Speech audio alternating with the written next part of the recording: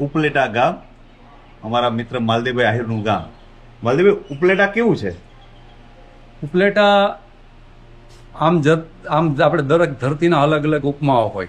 એટલે ગીર છે તો એ હરિયાળી છે, એમ ઉપલેટા છે ને એ કામણગારું છે, હેતાળ છે, પ્રેમાળ છે. અને સર ભગવતસિંહજીને ખૂબ વાલું ઉપલેટા, ગોંડલ સ્ટેટનું. પેલા લોકો એને ઉપરવાળિયું કહેતા, પછી ઉપરેટું કહેતા, પછી રહેતા રહેતા રહેતા કાયમ સ્થાયી સ્થિર નામ થયું ઉપલેટા.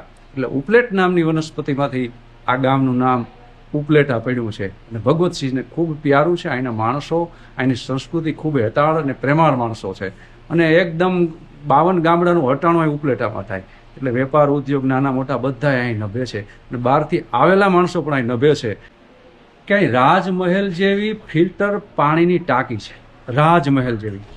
અહીંથી 15 કિલોમીટરથી મોજ ડેમની અંદરથી પાણી આવે અને ગોંડલના